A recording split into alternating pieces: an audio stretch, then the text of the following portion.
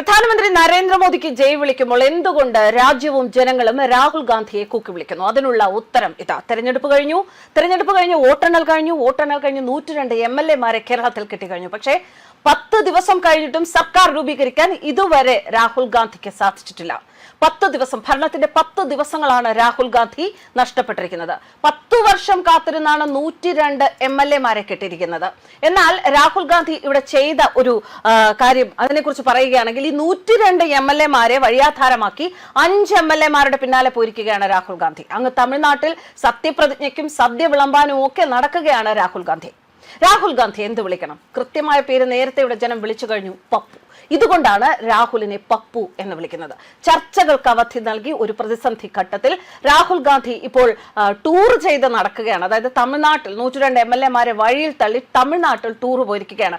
10 ദിവസമായി സർക്കാർ ഉണ്ടാക്കാൻ പറ്റുന്നില്ല. ചുരുക്കത്തിൽ ഭരണത്തിന്റെ 10 ദിവസങ്ങൾ നഷ്ടപ്പെടുത്തിയിരിക്കുകയാണ്. കേരളത്തിലെ മുഖ്യമന്ത്രി തർക്കം അതിങ്ങനെ തുടരുകയാണ്. ആ തർക്കത്തിൽ ഇതുവരെ തീരുമാനമായിട്ടില്ല.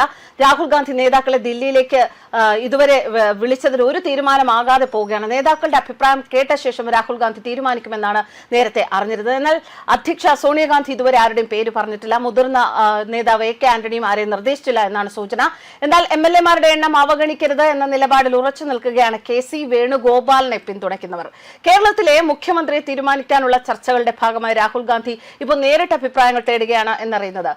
നെഹ്റു കുടുംബത്തോട് അടുപ്പമുള്ള പലരുടെയും അഭിപ്രായം തേടി ഇന്ന് കേരളത്തിൽ നിന്നുള്ള മുതിർന്ന നേതാക്കളുമായും രാഹുൽ ഗാന്ധി സംസാരിക്കും എന്നാണ് അറിയാൻ സാധിക്കുന്നത്. അതേസമയം സോണിയാഗാന്ധി തീരുമാനമെടുക്കണം എന്നാണ് ഗാർഗയുടെ അഭിപ്രായം. അത് പിന്നെ അങ്ങനെയല്ലേ വരികയുള്ളൂ. KC വേണുഗോപാലുമായി ഗാർഗയ്ക്കും രാഹുലിനും വ്യക്തിപരമായ ബന്ധമുണ്ട് എന്ന സാഹചര്യത്തിലാണ് സോണിയാഗാന്ധി തീരുമാനിക്കട്ടെ എന്ന നിലപാടിലേക്ക് ഗാർഗെ എത്തിയത്. എന്താ, സോണിയാഗാന്ധി വേറെ ആളാണോ? സോണിയാഗാന്ധിക്ക് ഈ പറഞ്ഞ ആൾക്കാരുമായിട്ട് ബന്ധമില്ലേ എന്ന ചോദ്യവും ഇവിടെ ചോദിക്കുന്നുണ്ട്. 8 ദിവസമായിട്ടും 8 ദിവസം കഴിഞ്ഞിട്ടും തീരുമാനം പ്രഖ്യാപിക്കാൻ കഴിയാത്തതിൽ ഘടക കക്ഷികളിൽ അടക്കം പ്രതിഷേധം പുകയുകയാണ്.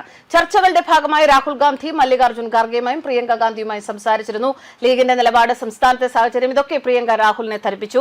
അവസാനവട്ട ചർച്ചകളിലും KC വേണുഗോപാലിന് തന്നെയാണ് മുൻതൂക്കം. 50-ലേറെ MLA-മാരുടെ പിന്തുണ KCക്കുണ്ടെന്നും VD സതീശനും രമേശ് ചെന്നിത്തലയും ഒറ്റയ്ക്കാണ് എന്നാണ് നിരീക്ഷകരുടെ റിപ്പോർട്ടിൽ പറയുന്നത്. എന്നാൽ ജനപ്രതിനിധികളുടെ പിന്തുണ സംഖ്യ മറികടന്ന മറ്റു ഘടകങ്ങൾ സമീപകാലത്തൊന്നും ഹൈക്കമാൻഡ് പരിഗണിച്ചിട്ടില്ല. എന്തായാലും ബുധനാഴ്ചയോടെ, നാളത്തോടെ തീരുമാനം വന്നേക്കുമെന്ന സൂചനയാണ് നിലവിലുള്ളത്. എന്തായാലും ഇത്രയേറെ ശക്തനായി, കരുത്തനായി കേരളത്തിൽ കോൺഗ്രസിനെ ഒപ്പം നിർത്തി, പലയിടത്തും കോൺഗ്രസ് തകർന്നടിഞ്ഞിട്ടും കേരളത്തെ കോൺഗ്രസിന് ഒരു മൂല്യമുണ്ടാക്കി, കേരളത്തിലെ ഭരണവിരുദ്ധ വികാരത്തിന് വോട്ടാക്കി മാറ്റിയ VD സതീശനെ പിന്തള്ളി KC വേണുഗോപാൽ മുന്നോട്ട് വന്നു കഴിഞ്ഞാൽ, KC വേണുഗോപാലിന് അത്രയും സപ്പോർട്ട് അവിടെ ഹൈക്കമാൻഡ് രാഹുൽ ഗാന്ധിയുടെ അമ്മയും പെങ്ങളും ഒക്കെ കൊടുത്തു കഴിഞ്ഞാൽ, അത് സത്യം പറഞ്ഞാൽ മലയാളം സാംസ്കാരികമായും സഭ്യമായും പറയുകയാണെങ്കിൽ പിതൃശൂന്യത തന്നെയാണ്. അതിന് പകരമായി വേറെ വാക്കുകളുണ്ട്, അത് പറയാൻ കൊള്ളില്ല എന്നുള്ള വാക്ക് തന്നെയാണ്. എന്തായാലും ഇത്രമാത്രം ജനങ്ങളെ വിഡ്ഢിയാക്കിയ ഒരു കാലഘട്ടം കേരള രാഷ്ട്രീയത്തിൽ ഉണ്ടായിട്ടില്ല എന്ന് തന്നെ നമുക്ക് പറയാം. അക്കാര്യത്തിൽ പിണറായി വിജയനും അദ്ദേഹത്തിന്റെ കൂട്ടാളികൾക്കും അഭിമാനിക്കാം. ഇത്തരത്തിലൊരു ചേരിപ്പോരും തല്ലും അഭിപ്രായ വൈരുദ്ധ്യവും ഒക്കെ അവരുടെ ഇടയിൽ ഉണ്ടായിട്ടില്ല എന്നുള്ളതാണ് സത്യമായ കാര്യം.